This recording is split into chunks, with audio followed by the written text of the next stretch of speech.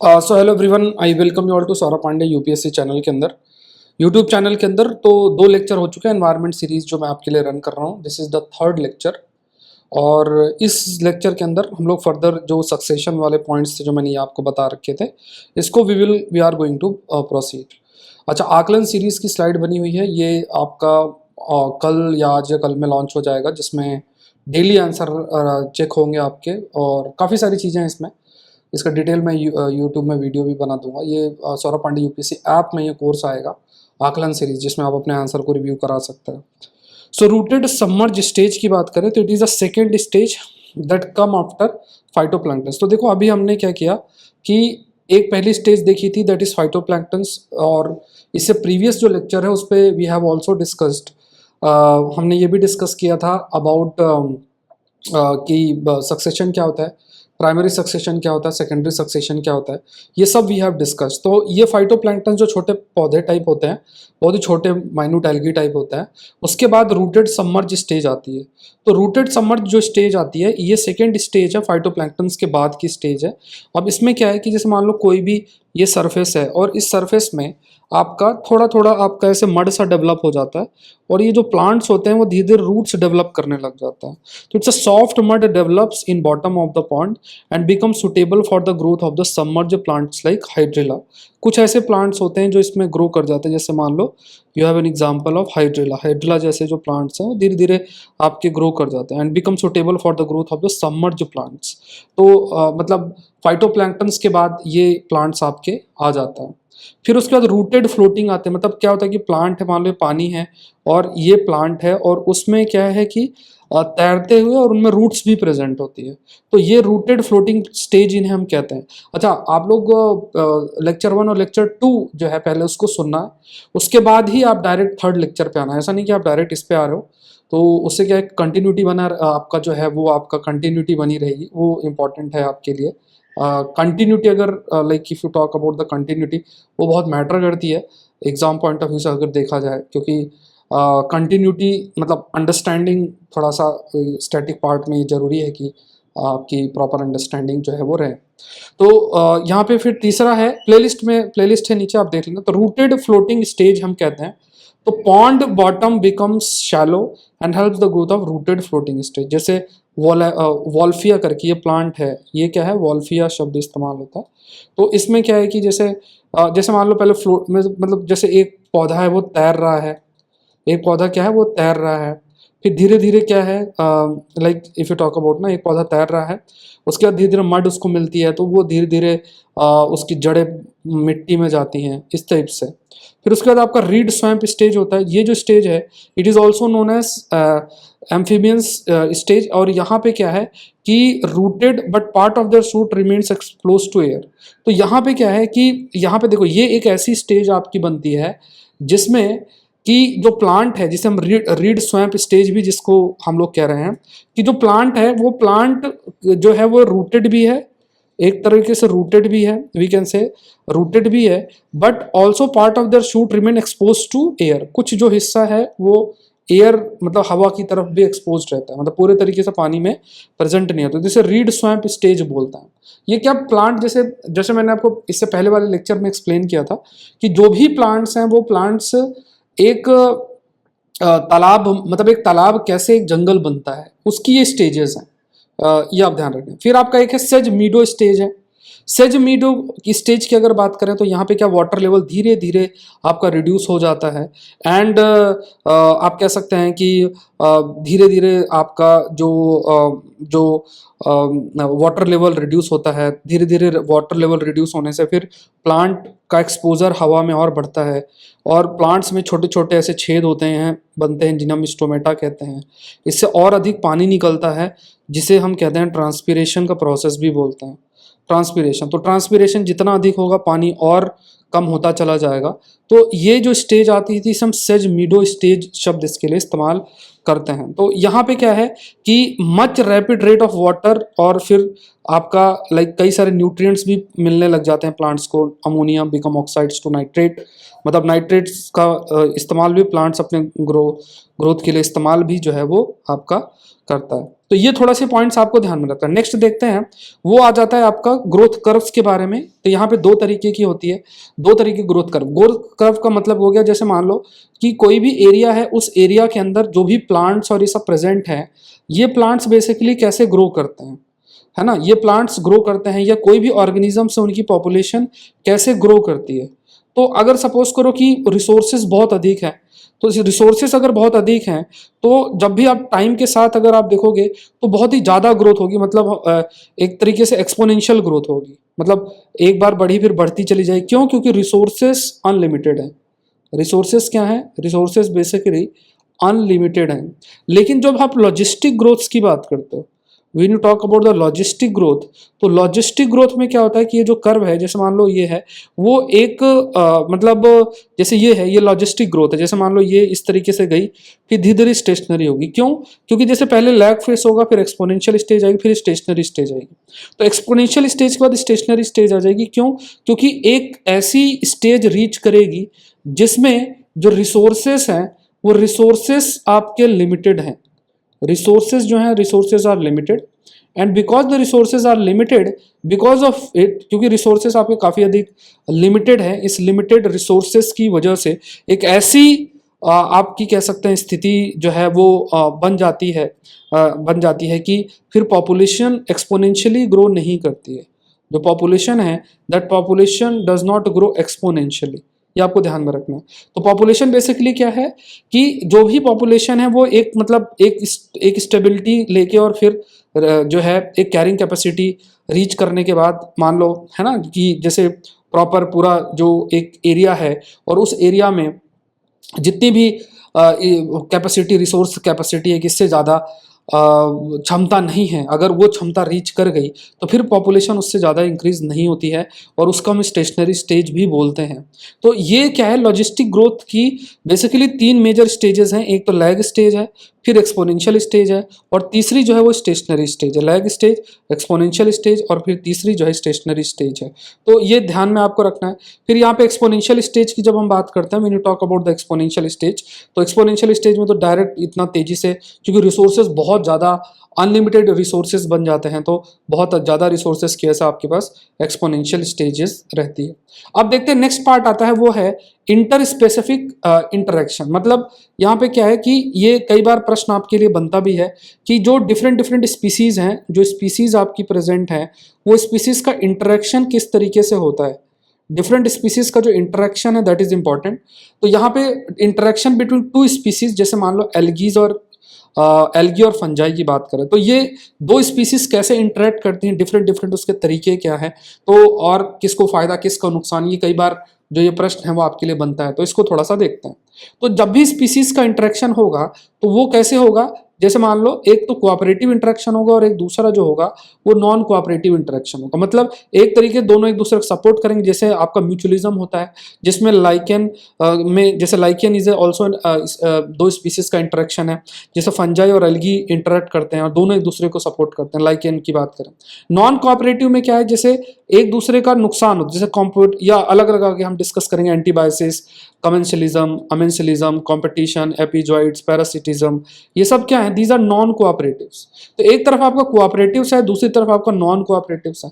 Cooperatives में देखा जाए तो एक जो है जैसे lichen, fungi plus algae. Non cooperatives में देखोगे तो एक पॉजिटिव, एक नेगेटिव, मतलब आपस में दोनों का बेनिफिट हो, ऐसा स्थिति नहीं होती है जब आप नॉन कोऑपरेटिव की बात करते हैं। एक एक टर्म हम लोग जो है डिस्कस जो है करेंगे। तो यहाँ पे जैसे एक एग्जांपल लेते हैं, एंटीबायोसिस। जैसे मान लो एक प्लांट, ये एक प्लांट है, और उसके बाद एक दूसरा प्लांट है, सपोज करो ये दूसरा प्लांट है। अब क्या होगा कि ये एक जो प्लांट है, जैसे मान लो ये वाला प्लांट है, इसको पता है कि मतलब जैसे मान लो जमीन है, अब इस जमीन में क्या है कि सॉइल है, जो सॉइल है उसमें न्यूट्रिशन और मॉइस्चर, ये इसका रिसोर्स आपका लिमिटेड है। तो ये क्या करेगा कि कुछ केमिकल्स रिलीज कर देता है। अपने कंपटीशन को खत्म करने के लिए क्या करता है, कुछ केमिकल्स रिलीज कर देता है, जिससे कि अगल बगल के जो प्लांट्स हैं वो सरवाइव नहीं कर पाते हैं। तो इसमें क्या है कि अपने आप ही क्योंकि ये एक केमिकल रिलीज कर रहा है और अगल बगल के प्लांट सरवाइव नहीं कर पा रहे हैं, तो ये स्थिति जो बन जाती है, इसी को हम एंटीबायोसिस शब्द इसके लिए इस्तेमाल करते हैं।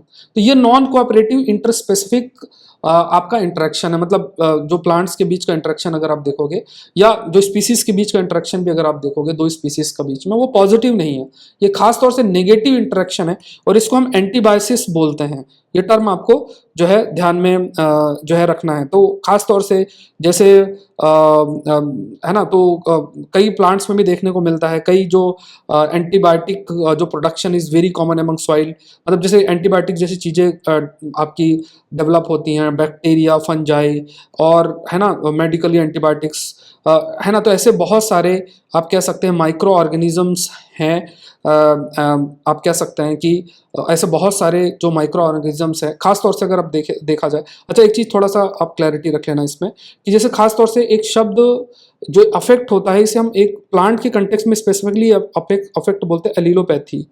एलिलोपैथी शब्द इसके लिए इस्तेमाल होता है। और जब आप एंटीबायोसिस बात करते हो तो जनरली ये माइक्रो ऑर्गेनिज्म के कंटेक्स्ट में यूज होता है, मतलब एक माइक्रो ऑर्गेनिज्म दूसरे को जीने नहीं देता है, टॉक्सिक सब्सटेंस को रिलीज करता है, एंटीबायोटिक्स को रिलीज करता है। मान लो एक बैक्टीरिया दूसरा बैक्टीरिया, तो कुछ ऐसे सब्सटेंस को रिलीज करेगा जो कि एंटीबायोटिक्स होंगे, और दूसरा जीव जो है जी नहीं पाएगा। तो ये एंटीबायोटिक्स इंटरेक्शन होता है। प्लांट की स्पेसिफिकली इसी कंसेप्ट को एलिलोपैथी भी बोलते हैं, और जो केमिकल रिलीज होता है उसको हम एलिलोकेमिकल्स भी बोलते हैं। एक शब्द इस्तेमाल होता है जिसे हम एलिलोकेमिकल भी शब्द हम यूज करते हैं। दूसरा देखो, एक टर्म है epizoids, an animal associated with another for a purpose of protection only, known as epizoids. मतलब क्या है कि जैसे मान लो कि कोई भी ऑर्गेनिज्म है, वो दूसरे ऑर्गेनिज्म के साथ जो एसोसिएटेड है, वो सिर्फ अपनी सुरक्षा के लिए है, मतलब दूसरे को कोई इतना फायदा नहीं है। एक जो है वो इसलिए एसोसिएटेड है कि इससे इसके साथ में रहूंगा, तो मतलब उसको ये लगता है कि इसके साथ अगर वो रहेगा तो वो सुरक्षित रहेगा। तो ऐसा जो एसोसिएशन है उसे एपिजॉइड्स बोलते हैं। तो एक एंटीबायोसिस का कंसेप्ट आप याद रखो। दूसरा आपको ये एपिजॉइड्स का जो कंसेप्ट है, that also you have to understand. तीसरा देखते हैं पैरासिटिज्म। तीसरा इंटरेक्शन पैरासिटिज्म, इसमें दो है, फैकल्टेटिव और ऑब्लिगेटरी। दो तरीके के पैरासाइट्स होते हैं। पैरासाइट्स जनरली होता क्या है, जैसे मान लो कोई भी ऑर्गेनिज्म है, जैसे एक ऑर्गेनिज्म है, उस ऑर्गेनिज्म में एक पैरासाइट प्रेजेंट है, तो जिस होस्ट ऑर्गेनिज्म की बात आप करोगे, जैसे ये होस्ट है जिसमें ऑर्गेनिज्म प्रेजेंट है, तो उसको तो हमेशा नुकसान ही होगा। सो पैरासाइट क्या है, ये ऑर्गेनिज्म है that establishes a close relation with another organism, जो कि थोड़ा बड़ा होता है, जिसे हम होस्ट ऑर्गेनिज्म भी कहते हैं। उसको क्या बोलते हैं, होस्ट ऑर्गेनिज्म जो है बोलते हैं। अब इसमें एक तरीके से मतलब जो पैरासाइट है, जैसे मान लो किसी के जैसे जानवर है बड़े से, और उसमें वो कीड़े टाइप हो जाते हैं उसके शरीर में, और वो जो है उसका खून चूसते रहते हैं, तो वो उसके लिए पैरासाइट ही है। तो होस्ट को कोई इससे बेनिफिट नहीं होता है। Although parasite does not kill the host, because the parasite basically उसको पता है कि अगर ये होस्ट मर गया तो मेरे लिए फिर खाने पीने का इंतजाम कौन करेगा, मेरे लिए कौन रहेगा, तो मारता नहीं है। लेकिन आप ये कह सकते हैं कि पैरासिटिज्म लाइक अगर देखा जाए तो ये कभी भी होस्ट के लिए इतना बेनिफिशियल नहीं आपका होता है। कुछ पैरासाइट्स अगर देखा जाए, कुछ अगर if you talk about certain parasites, तो सम पैरासाइट्स जो हैं, these parasitic only when the opportunity for parasitic life become available, although if not they lead a free life. तो जैसे मान लो इसमें क्या कहा गया कि जैसे अब स्थिति बताई गई कि जैसे मान लो अगर पैरासाइट बनना है, किसी को कोई जीव है और उसको पैरासाइट बनना है, तो पैरासाइट बनने के लिए उसके पास ऑप्शंस क्या हैं। उसको ये है कि अगर उसको मौका मिलता है कि उसको कोई होस्ट मिल गया, अगर कोई होस्ट मिल गया तो वो पैरासाइट बन के जी लेगा, मतलब उसको ठीक है कि लगेगा कि ठीक है उसके साथ वो सरवाइव कर सकता है, तो पैरासाइट बन के वो जी लेगा। लेकिन अगर उसको होस्ट नहीं मिलता है तो वो फ्री लाइफ भी जी सकता है, मतलब वो फ्रीली भी जी सकता है। तो ये जो है इसे हम फैकल्टेटिव पैरासिटिज्म भी बोलते हैं। इसको हम फैकल्टेटिव पैरासिटिज्म शब्द भी इनके लिए इस्तेमाल जो है करते हैं। मतलब वो अगर मौका मिलेगा तो होस्ट के साथ पैरासाइट बन के रह लेंगे, या अगर मौका नहीं भी मिलेगा ऐसी स्थिति में what they will do is कि वो अलग से भी सेपरेट भी रह सकते हैं। कई बैक्टीरिया ऐसे जो आपका जीते हैं, लेकिन कई ऐसे जीव है, जैसे मान लो इस क्रैब की एक स्पीसीज है वो ऐसा रहती है। लेकिन कुछ ऐसे पैरासाइट्स होते हैं जो कि बिना होस्ट के सरवाइव नहीं कर सकते हैं। मतलब पैरासाइट्स हैं, they need host to survive. They need host to survive, जो होस्ट है उसकी जरूरत है, then only they will be able to survive. तो ऐसे जो है मतलब they can not survive without the host, इसे हम ऑब्लिगेटरी पैरासाइट्स बोलते हैं। They are called as obligatory parasites, शब्द इनके लिए इस्तेमाल किया जाता है। तो यू हैव अ फैकल्टेटिव, देखो आपने क्या टर्म देखा, एंटीबायोसिस समझा, एंटीबायोसिस, एपिजॉइट्स, हो सकता है आपने ये सब चीजें नहीं पढ़ी हो, तो आपका मतलब एपिजॉइट्स की बात करो, फिर आप यू कैन से है ना, फिर एपिजॉइट्स, एंटीबायोसिस हमने डिस्कस किया। उसके बाद पैरासिटिज्म भी नेगेटिव इंटरेक्शन है, लेकिन इसमें ये जो इंटरेक्शन है, इस इंटरेक्शन में दो तरीके से डिस्कस किया, एक फैकल्टेटिव और दूसरा ऑब्लिगेटरी। तो ये दो टर्म्स जो हैं वो आपको ध्यान में रहते हैं, ये आपको ध्यान में रखना है। जो भी पैरासाइट बॉडी के अंदर रहता है उसे एंडो पैरासाइट शब्द भी उसके लिए इस्तेमाल किया जाता है। And parasite which live on the outer surface of the refer to as मैक्टो या एक्सो पैरासाइट शब्द भी इसके लिए इस्तेमाल किया जाता है। ठीक है, तो यहाँ पे आपको याद रखना, there is a ectoparasite, there is this concept of exoparasite and then there is a concept of this endoparasite। ये दो पैरासाइट्स आपको ध्यान में रखना है, एक तो कंसेप्ट आपका एक्सोपैरासाइट का है और दूसरा जो कंसेप्ट है वो एंडोपैरासाइट का है। Endoparasite, parasite which live inside the body of the host are endoparasite, और जो आपका अंदर रहे आउटर साइड रहेगा उसको हम एक्सोपैरासाइट बोलते हैं। फिर नेक्स्ट इंटरेक्शन है, सौरभ पांडे यूपीएससी चैनल को आप लोग जरूर से सब्सक्राइब करें, शेयर जरूर से करें, और हिंदू सेशन में आप मुझसे जरूर से जुड़ें, जो कि मॉर्निंग 8 साढ़े 8 बजे आपका प्रीमियर होता है, और डेली बेसिस के जो इंपॉर्टेंट टॉपिक्स हैं सारे के सारे टॉपिक्स आपके लिए कवर हो रहे हैं, तो ध्यान रखना है उसका। नेक्स्ट देखते हैं वो है commensalism. There is this concept called as commensalism. Commensalism क्या है, जब टू और मोर एनिमल्स की बात करें, they live together and if there is no physiological dependence between them, they are referred to as commensalism.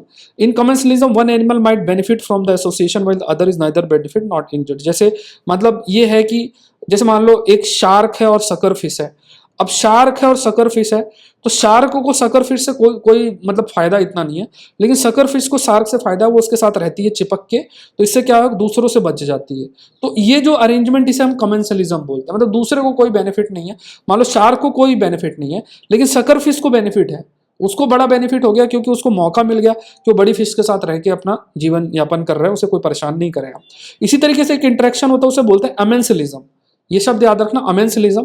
अब अमेंसलिज्म क्या है, जहां पे कि यहाँ पे अगर आप देखोगे, जैसे यहाँ पे जैसे for example amensalism is situation is one population definitely inhabits the other while other remain unaffected inhabit, मतलब जनरली अमेंसलिज्म की जब हम बात करते हैं तो it is just opposite to the commensalism. Commensalism के जस्ट अपोजिट है।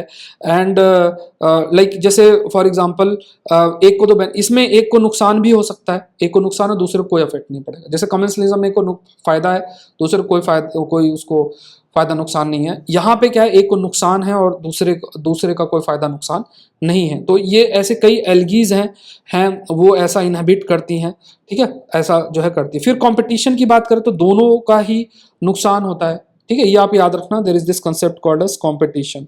अब कंपटीशन जब होता है तो इसमें दोनों ही स्पीसीज 1 और स्पीसीज 2 दोनों ही स्पीसीज आप कह सकते हो कि इससे अफेक्ट होती है। मतलब दोनों स्पीसीज है ना, स्पीसीज 1 है और स्पीसीज 2 की दोनों स्पीसीज अगर आप देखोगे, both the species are we can say, दोनों ही जो स्पीसीज हैं, बोथ द स्पीसीज बेसिकली जो है इससे नुकसान उनको होता है। मतलब आपका जो नेगेटिव इंटरेक्शन है वो आपको देखने को मिलता है in case of competition.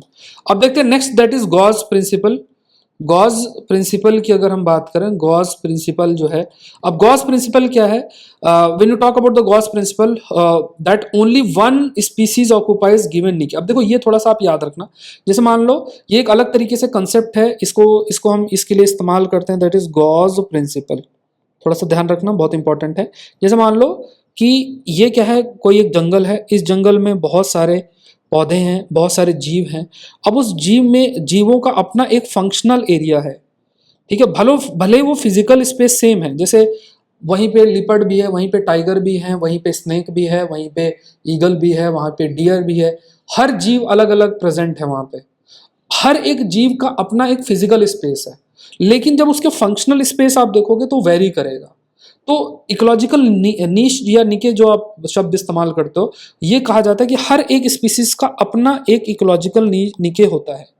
Gauss principle क्या कहता है कि हर एक जीव का अपना एक आपका एक तरीके का इकोलॉजिकल निके जो है वो आपका होता है। तो किस तरीके से वो वहाँ सर्वाइव करता है, अपने डिफरेंट डिफरेंट फंक्शंस परफॉर्म करता है, ये सब चीज़ें इकोलॉजिकल निके के अंदर आपको देखने को मिलती हैं। अब यहाँ पे ये भी कहा गया कि जो निके है उसकी ओवरलैपिंग भी हो सकती है। मान लो एक स्पीसीज ये है, ये इस तरीके से है, ये दूसरी स्पीसीज है, और एक ऐसी स्टेज आ सकती है जहाँ पे उनका एक प्रकार से इंटरेक्शन भी हो जाए, है ना। यहाँ पे एक ऐसी है कि जो फंक्शनल स्पेस है, जैसे एक जीव है दूसरा जीव है, दोनों का जो फंक्शनल स्पेस है वहाँ पे वो सेम भी हो सकता है। और ऐसी स्थिति में जब जब यहाँ पे निके की ओवरलैपिंग होगी, कि जो उनकी फंक्शनल स्पेस है उसकी अगर ओवरलैपिंग होगी, तो उस ओवरलैपिंग की वजह से यू कैन से कि जो ओवरलैपिंग होगी उस ओवरलैपिंग की वजह से आप कह सकते हो कि कंपटीशन की स्थिति आपकी बन जाती है। जो कंपटीशन है वो कंपटीशन की स्थिति आपकी बन जाती है, मतलब फिर कई दोनों स्पीसीज आपस में लड़ भिड़ सकते हैं, देयर इज हाई पॉसिबिलिटी। ठीक है, नेक्स्ट देखते हैं, दैट इज इकोलॉजिकल इक्विवेलेंट्स। एक शब्द याद रखो, दैट इज इकोलॉजिकल इक्विवेलेंट्स। तो इकोलॉजिकल इक्विवेलेंट्स थोड़ा सा देखते हैं, एक नया टर्म। देखो ये जो नए नए टर्म्स है ना, ये बहुत बहुत इंपॉर्टेंट है। ये बहुत इंपॉर्टेंट जो टॉपिक्स मैं आपसे डिस्कस कर रहा हूँ, बहुत सारे नए नए टर्म्स आप सीख रहे हो। अब इनको अगर आप थोड़ा सोचोगे ना तो you will easily understand these things. अच्छा, एक चीज और भी आप लोग याद रखें कि सौरभ पांडे यूपीएससी चैनल को जरूर सब्सक्राइब करें, सौरभ पांडे यूपीएससी ऐप को डाउनलोड करें। अभी मैं आकलन सीरीज लेकर आ रहा हूँ जहाँ पे आप अपने आंसर इवेल्युएट करा सकते हैं, प्लस उसमें मेन टेस्ट सीरीज और सब कुछ भी इसमें इंक्लूडेड है। डेली आंसर आप चेक करा सकते हैं, बहुत अच्छी आपके लिए अपॉर्चुनिटी बनती है। ठीक है, उसको आप जरूर से करें। प्लस एआरसी रिपोर्ट का कोर्स चल रहा है और एडमिनिस्ट्रेटिव रिफॉर्म कमीशन का रिपोर्ट है, अभी 30% ऑफ भी है। Just use the code SP 2608, ये कोड यूज कर सकते हो। वैसे उसमें कोड है, आप डाउनलोड करोगे एंड्रॉइड फोन में और अपने आप ही वो कोड अपने आप अप्लाई हो जाएगा जैसे ही बाय नाउ में आप जाओगे। ठीक है, कोड अप्लाई करके ही ज्वाइन करना, ये ध्यान रखना।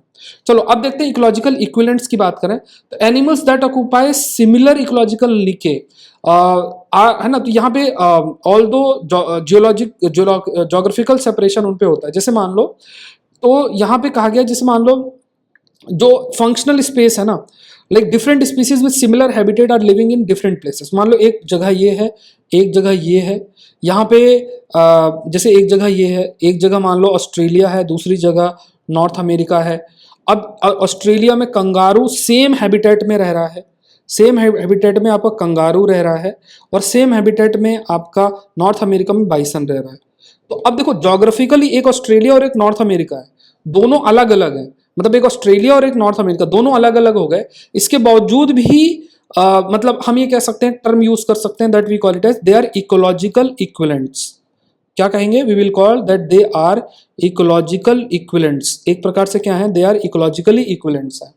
और इकोलॉजिकली इक्विवेलेंट्स का रीजन जैसे मैंने आपको बताया कि एक तरफ जैसे मान लो कंगारू है, ऑस्ट्रेलिया में रह रहा है, सेम हैबिटेट जो कंगारू का है वैसा बाइसन रह रहा है, और ये जो है although different habitat different place में प्रेजेंट है बट सेम तरीके का हैबिटेट में रह रहे हैं। तो ऐसे जीवों को साथ में जो इस टाइप का रिलेशन होता है, इनको हम इकोलॉजिकल इक्विवेलेंट्स शब्द इनके लिए इस्तेमाल करते हैं। We use the term called as ecological equivalent. I hope ये थोड़ा सा आपको समझ में आया होगा। नेक्स्ट एक टर्म यूज होता है वो है इकोटोन।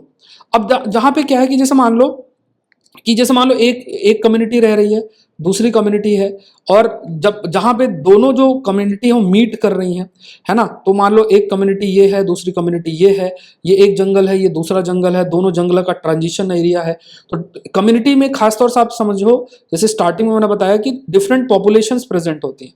मतलब एक कोई भी कम्युनिटी अगर होगी तो जो भी कम्युनिटी है वो कम्युनिटी में डिफरेंट पॉपुलेशन भी प्रेजेंट आपकी होगी। डिफरेंट जो पॉपुलेशन है, that population will also be present, different population. So the place where two major community meet and build together is called ecotone. उसके लिए हम शब्द इस्तेमाल करते हैं।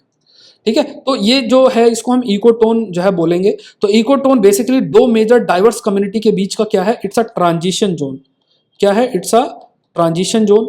एंड इकोटोन में बेसिकली आप कह सकते हैं greater number of species, higher population density, मतलब स्पीसीज ज्यादा होती हैं। ये फीचर जैसे आपसे पूछे कि इकोटोन के इनमें से कौन से स्टेटमेंट सही हैं, तो आपको याद रखना है कि इसमें क्या है, स्पीसीज ज्यादा होती हैं, क्योंकि ट्रांजिशन एरिया है कुछ, है ना। उसके बाद आप कह सकते हैं कि पॉपुलेशन की डेंसिटी हायर होती है। इकोटोन में मान लो लोअर शब्द यूज कर सकते हैं, तो जो पॉपुलेशन की डेंसिटी है, that population density is also higher. So ये इसे हम एज अफेक्ट भी बोलते हैं। तो अगर आपसे पूछे कि एज अफेक्ट क्या होता है, तो यही पॉइंट आपको ध्यान में रखना है कि जैसे मान लो एक जैसे सिंपल सी बात है कि जैसे मान लो एक ये है, दूसरा ये है, और फिर आपका ये इंटरेक्शन पॉइंट है, यहाँ कम्युनिटी 1 है, यहाँ कम्युनिटी 2 है, और इस जगह पे आप कह सकते हैं कि बिकॉज ऑफ द एज, मतलब ये इसका एज है, ये इसका एज है, दोनों एज पे लोकेटेड है, and because of this there is community, मतलब स्पीसीज भी ज्यादा होंगी, पॉपुलेशन जो डेंसिटी है that density will also be higher. और ये जो स्थिति, इसे हम जो शब्द इस्तेमाल करते हैं वो एज डेंसिटी कहते हैं। Use this term called as edge density. ठीक है, ये आपको ध्यान में रखना है। इसके लिए जो अब हम एक शब्द यूज करते हैं that is edge density. Edge density शब्द जो है तो यहाँ पे एज एज अफेक्ट भी हम इसके लिए इस्तेमाल करते हैं। तो आपको याद रखना है कि जब एज अफेक्ट क्या है, किससे रिलेटेड है, तो ये शब्द थोड़ा सा आपको पता होना चाहिए। एंड एज अफेक्ट में खास तौर से जैसे मान लो कैसे बनेंगे, जैसे एक जगह ये आपका, जैसे एग्जांपल लेते हैं, जैसे ये दो जगह हैं, एक जो है ये फॉरेस्ट है और इधर से ग्रासलैंड बन गया, दिस इज ग्रासलैंड। एक तरफ फॉरेस्ट आ गया, दूसरी जगह जो है आपका ग्रासलैंड है। सपोज दिस इज ग्रासलैंड, ये आपका क्या है, ग्रासलैंड है। इधर देखोगे तो ये फॉरेस्ट है। तो यहाँ पे क्या है कि ये एज अफेक्ट जो दिखेगा, that edge effect will be visible here. जो एज अफेक्ट है वो एज अफेक्ट आपका इस जगह पे विजिबल होगा। ये थोड़ा सा ध्यान रखना, बहुत इंपॉर्टेंट पॉइंट है।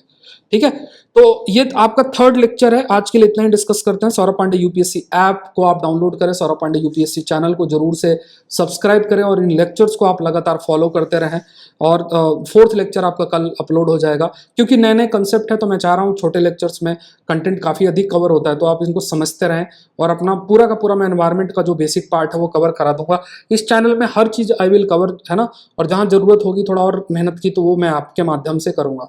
ठीक है, तो यहाँ पे बहुत आपको इस चीज़ का जो है काफ़ी अधिक बेनिफिट भी होगा। तो मिलते हैं नेक्स्ट सेशन के अंदर। Thank you everyone, thank you.